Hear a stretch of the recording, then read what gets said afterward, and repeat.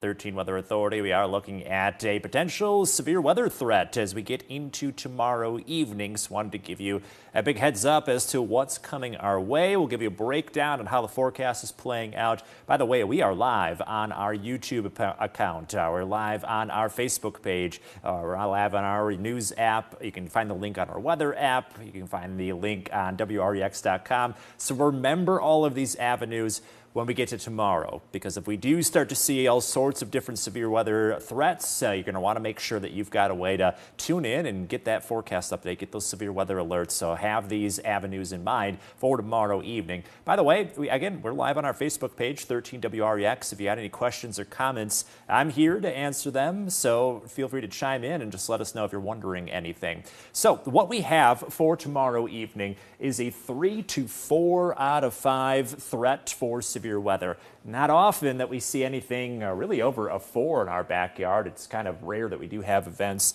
that strong. And so what this is detailing is that we could see numerous severe storms in that 3-level area. If we get up to 4, severe weather looking more likely, and the higher end threats, the more destructive threats, may be in play as a result of just how the atmosphere is lining up. So we're talking about all severe weather threats here: damaging wind gusts, large hail, and brief tornadoes all in play. I think the main threat that we'll face is widespread damaging wind gusts, but again, can't completely rule out everything else that may be in play with that. So kind of breaking down each threat one by one, you can see the highest area for tornadoes will be basically along and west of I-39. That would include Rockford, but really the vast majority of our viewing area is in more of that atmosphere that could bring tornadoes. So best area for tornadoes kind of highlighted in yellow here, but as you can see, still can't completely rule out spots like DeKalb or Belvedere in that slightly lower threat for tornadoes. When it comes to wind, it's pretty much all of our backyard. And note, this is where we had that 4 when it comes to, just the overall severe weather threat. That 4 areas where we're possibly seeing more significant wind gusts that would be basically through the Quad Cities and into Whiteside County. So we'll be monitoring that section specifically to see if we end up with those higher end wind gusts. And for hail, it's mostly near Freeport and west. We'll kind of have to see how that plays out. It's a slightly lower threat when it comes to just kind of the breakdown of who may see what. Overall, though, we're quiet now, so you don't have to worry about severe weather yet. You may hear some storms in the morning. Those aren't likely to be severe. We are monitoring this powerful low pressure that's located into Kansas as well as Colorado right now. Numerous severe storms ongoing across the Great Plains and into the Midwest, so it's all part of a pretty dynamic weather system, but it's this low specifically that's going to work its way northward and really deepen.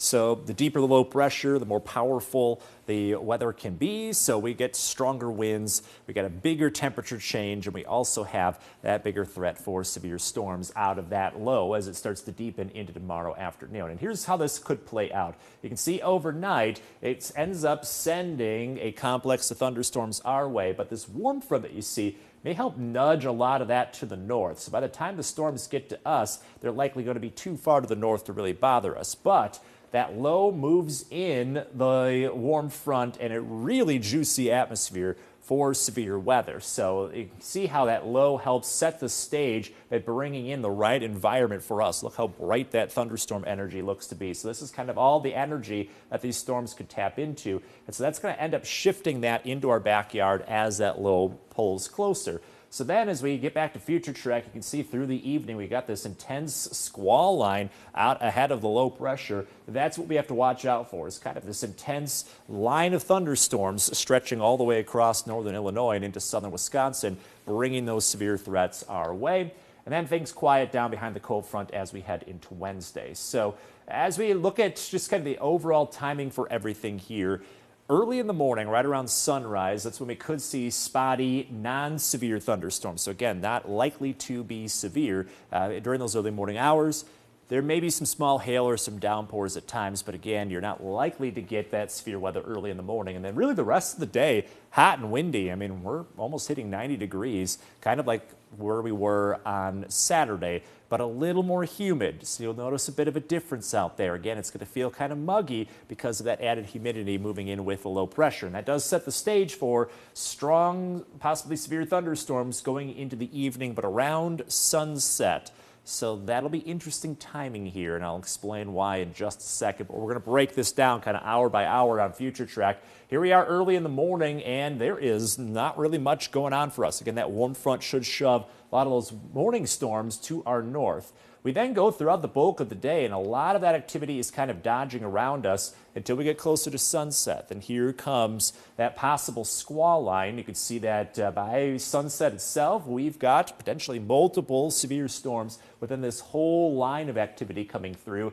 That'll then progress to about I-39, closer to 9:30, and then it exits quickly from there. So really be ready to go about an hour before sunset. So you're kind of getting to that golden hour when it's good to just sit down, maybe in your backyard, enjoy the summer colors and heat and all that. You're going to want to be ready for storms as they approach. So by the time they get here at sunset, you're ready to take action. So as we look at kind of just the breakdown of everything, again, just to emphasize here, damaging wind gusts would be the main threat, followed by tornadoes, and then hail and flooding threats are in play too after about 7 p.m. I don't think storms are going to last all the way till 1 in the morning, but still be ready to go just in case as early as 7.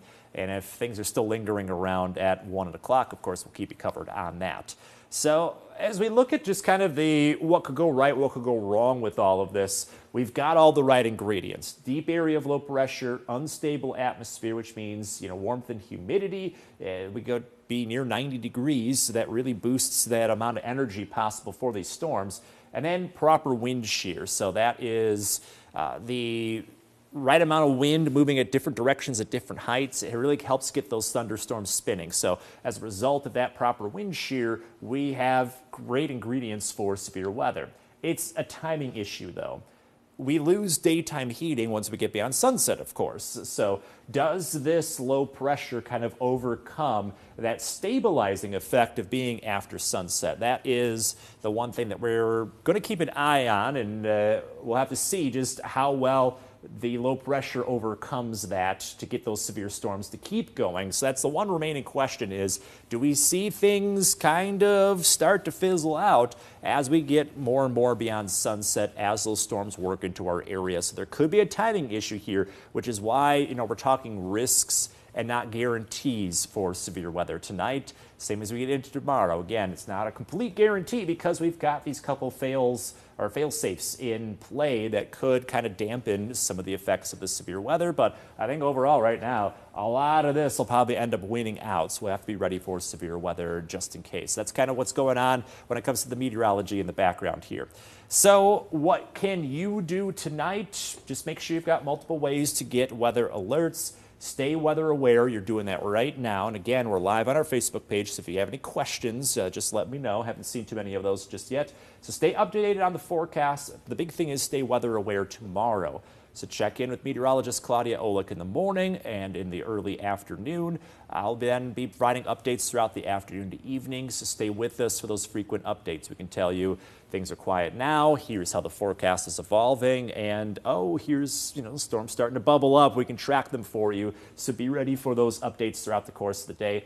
And then, make sure your devices are charged up. You've got notifications turned on. You've got wireless emergency alerts turned on. You've got ways for your phone, your weather radio, all those different devices to get your attention and let you know if there's going to be severe weather in your backyard.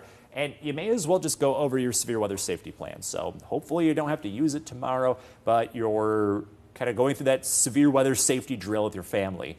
Hey, where do we go? What do we have to do if there's an alert? If we got a warning for our backyard or there's a tornado approaching or something like that, do you know where to go? Do you know what to grab? Do you know how to get there? Do you know who to call if there's an emergency? That kind of stuff, review it tonight, review it tomorrow morning. And again, maybe you don't have to use it, but it's good practice just in case. And with some of this coming in after sunset, that can add to that danger a little here because you just can't see the storms coming. There's not that added warning of, oh, the sky's starting to turn gray or dark. It's after dark, hard to see those storms coming. So with tornadoes and severe weather at night, there's a couple little extra things you should do. Again, make sure you've got ways to get alerts. Have that cell phone charged, have that weather radio on, ready to go, and then keep things like flashlights, sturdy shoes handy. So, happened to fall asleep on the couch or headed to bed early, and you get that little warning to go off on your phone and it wakes you up. You've got a way to quickly get to maybe your basement without having to turn on a bunch of lights and run around. You can grab that flashlight, grab those shoes, and get to that basement as quickly as possible. Those are the kind of things that we want you to maybe get ready ahead of time just in case, because of that added threat of it's just hard to see those storms coming in after dark. So again, this is all for tomorrow. If you're just jumping on with us right now, this is just kind of a briefing ahead of tomorrow. We're live on our Facebook page, so just let us know if you're wondering anything about the potential severe weather threats ahead, and I'll definitely answer any questions that you may have. But again, we're set up at about a 3 to 4 out of 5 when it comes to severe weather risks. This is for potentially numerous widespread severe storms across much of the Midwest as a result of a pretty deep area of low pressure coming through. So we will make sure that you are kept up to speed all throughout the course of the day tomorrow. If you have any other questions or comments or concerns, definitely message us and we'll get back to you as soon as possible. And then coming up in about an hour on 13 News at 10, I'll have updates on just the timing and the threat levels with all of this rolling through. We'll get you all set up and prepared for what could be a busy tomorrow night. So stay with us for updates, not just tonight, but throughout the day tomorrow. We'll keep you up to speed on any severe weather threats that we do see come across our path. Thanks for joining us here and have a great rest of your night.